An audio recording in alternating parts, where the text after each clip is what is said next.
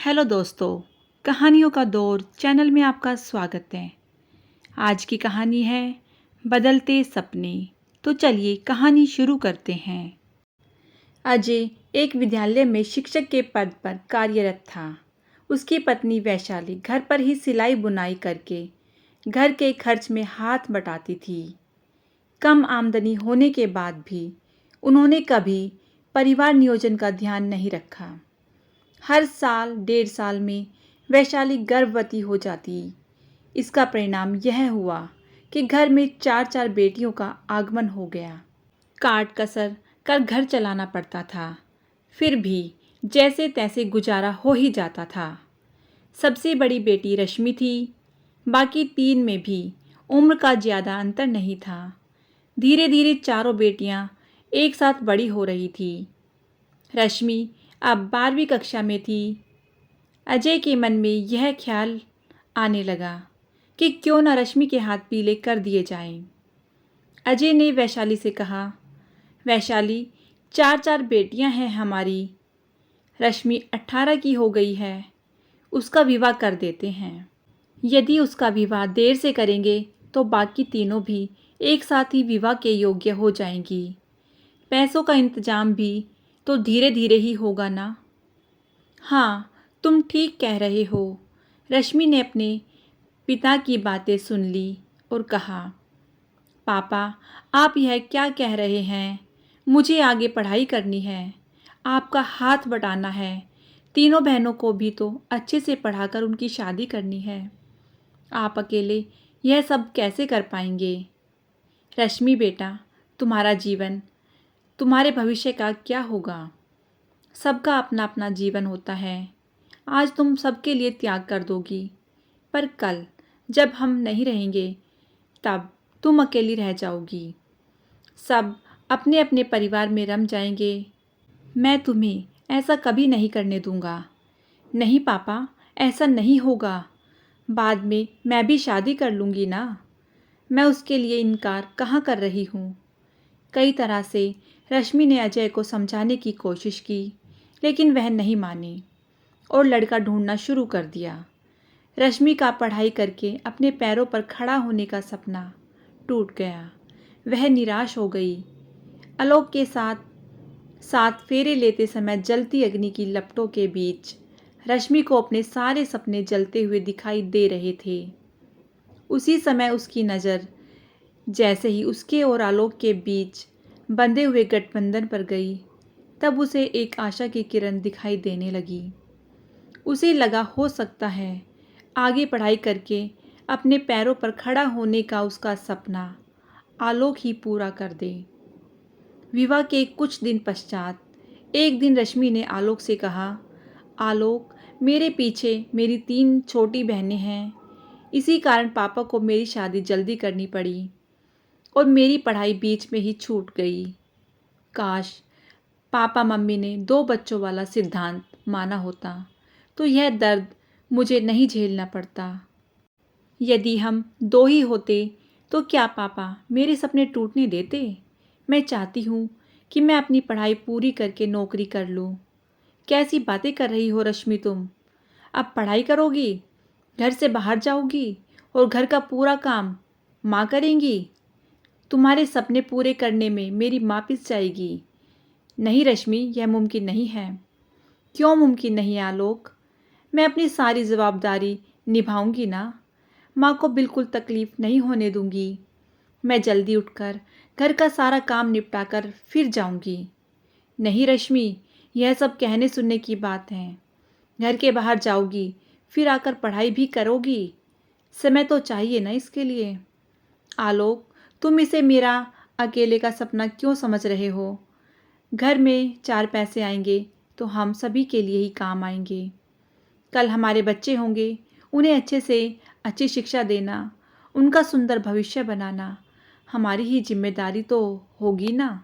एक बार फिर ठंडे दिमाग से सोचो प्लीज़। अच्छा, क्या मैं प्राइवेट? अरे मना किया ना रश्मि, तुम घर संभालो, बच्चों की पढ़ाई की चिंता मत करो, वह मैं देख लूँगा। रात को मैं थका आ आऊँगा और तुम्हारा मन अपनी पढ़ाई में लगा रहेगा। बहुत मिन्नतें करने पर भी आलोक नहीं माना। एक बार फिर रश्मि का सपना टूटकर परिवार की जिम्मेदारी की बलि चढ़ गया। रश्मि अपने सपनों को तिलांजलि देते हुए परिवार में मन लगाने की कोशिश करने लगी। उसके लिए अपने सपनों को यूं टूटते हुए देखना बहुत मुश्किल था।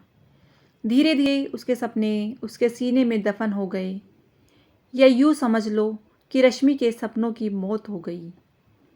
अब रश्मि की आंखों में अपने पति के सपने पलने लगे। अब वह अपने सपनों में आलोक का प्रमोशन और उसकी तरक्की देखने लगी। समय बीतता गया, लेकिन आलोक का प्रमोशन अब तक ना हो पाया था। उसने प्रमोशन के लिए विभागीय परीक्षा भी दी, लेकिन वह उसमें उत्तीर्ण नहीं हो पाया। रश्मि की सासू माँ रुदाली बहुत ही समझदार और सुलझी हुई महिला थी। उन्होंने रश्मि के दुख को और आने वाले समय में परिवार की ज़रूरतों को समझते हुए रश्मि से कहा, बेटा, तुम्हारी शादी को 1 वर्ष बीत गया है। तुम चाहो तो पढ़ाई कर सकती हो। हम आलोक को नहीं बताएंगे। रुदाली की बातें सुनकर रश्मि को नया जीवन मिल गया। उसके दिल में जो सपने दफन हो चुके थे, मानो उनमें फिर से जान आ गई। वह रुदाली के गले लग गई और कहा, थैंक यू माँ। रश्मि सुबह जल्दी उठकर काम कर लेती और आलोक के ऑफिस जाने के बाद पढ़ाई भी कर लेती। देखते ही देखते 3 वर्ष बीत गए और रश्मि ग्रेजुएट हो गई। अब रश्मि ने एमए करने का मन भी बना लिया। जहाँ चाह होती है, राह मिल ही जाती है। रुदाली के सहयोग से उसने एमए भी कर लिया। आलोक को रश्मि के इस तरह पढ़ाई करने की बात कि कानों कान खबर न लग पाई। आलोक से यह सब बातें छिपाना मुश्किल ज़रूर था, पर रश्मि की इच्छा शक्ति और रुदाली का साथ मिलने से यह संभव हो पाया। विवाह के 6 वर्ष बाद रश्मि ने एक साथ 2 सुंदर बेटियों को जन्म दिया। उन्होंने बेटियों का नाम सीमा और गरिमा रखा। बेटियां होते ही रश्मि के मन में यह डर पलने लगा कि कहीं उसकी बेटियों के साथ भी वही सब ना हो जाए जो उसके साथ हुआ है। वह अपनी दोनों बच्चियों को खूब अच्छे स्कूल में पढ़ा लिखा कर बहुत ही अच्छा भविष्य देना चाहती थी। बेटियों के दुनिया में आते ही रश्मि की आंखें उनके लिए भी सपने बुनने लगी। रश्मि की ही तरह आलोक भी अपनी दोनों बेटियों के लिए चिंतित था। वह खुश तो बहुत था, लेकिन पैसों की कमी अब आलोक के मन में घबराहट बनकर जन्म ले रही थी। देखते ही देखते सीमा और गरिमा 2.5 वर्ष की हो गई।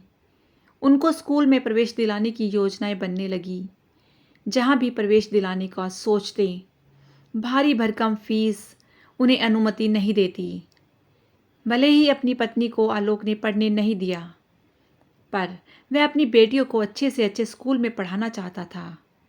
वह चाहता था कि भविष्य में उन दोनों को उसकी तरह कम वेतन में गुजारा ना करना पड़े, अपनी इच्छाओं को मारना ना पड़े। अपने जीवन में वे दोनों वह सब कुछ हासिल कर पाए जो उनका मन चाहे। आज पहली बार आलोक अपनी पुरानी गलती के लिए मन ही मन पछता रहा था। वह सोच रहा था, काश उसने रश्मि को नौकरी करने दी होती तो आज पैसों की कमी के कारण उसे अपनी बेटियों को यूँ छोटे स्कूल में पढ़ाने की बारी नहीं आती। काश उसने अपने अहं को छोड़ा होता और रश्मि के सपनों को ना तोड़ा होता। आखिर वह सपने उसके अकेले के कहाँ थे? वह सपना तो पूरे परिवार के लिए ही देख रही थी। यह बातें आलोक को अंदर ही अंदर खाए जा रही थी। वह उदास रहने लगा। उसकी ऐसी हालत देखकर एक दिन रश्मि ने पूछा, आलोक क्या हुआ? इतने उदास क्यों हो? आलोक ने बिना कुछ भी छिपाए कहा, रश्मि तुम सही थी और मैं गलत। यह क्या कह रहे हो आलोक? रश्मि मुझे कहने दो। काश मैंने उस समय तुम्हारी बात मानकर तुम्हें पढ़ाई कर लेने दी होती, तो आज सीमा और गरिमा को हम भी किसी बहुत बड़े स्कूल में पढ़ा पाते। मैंने तुम्हारे साथ अपनी दोनों बेटियों के भविष्य को भी बिगाड़ दिया। अब मैं क्या करूं? मैं बहुत पछता रहा हूं रश्मि। अभी भी देर नहीं हुई है आलोक। यदि तुम कहो तो मैं आज भी नौकरी कर सकती हूँ। रश्मि, तुम सिर्फ 12वीं पास हो, अच्छी नौकरी कौन देगा तुम्हें? तभी रुदाली भी कमरे में आ गई और उन्होंने कहा, आलोक, कौन कहता है कि मेरी बेटी सिर्फ 12वीं पास है? उस परिवार में किसी की वजह से उसकी पढ़ाई पूरी ना हो पाई तो क्या, यहाँ भी तो उसकी एक माँ है जिसे अपनी पढ़ाई ना कर पाने का दुख जीवन भर रहा। इस महंगाई के दौर में यदि कमाने वाले 4 हाथ हों तभी परिवार सुख सुविधाओं के साथ जीवन यापन कर सकता है। माँ, आप यह क्या कह रही हो? साफ साफ कहो, मुझे कुछ भी समझ में नहीं आ रहा है। आलोक, तुमने तो मुझे ही खलनायिका बना दिया था। याद करो, रश्मि को यह कहकर पढ़ने से रोक दिया था कि तुम्हारे सपने पूरे करने में मेरी माँ पिस जाएगी। यह मेरे प्रति तुम्हारा स्नेह था आलोक, लेकिन मेरा भी कर्तव्य था कि मैं तुम्हारी इस विचारधारा को गलत साबित करूं।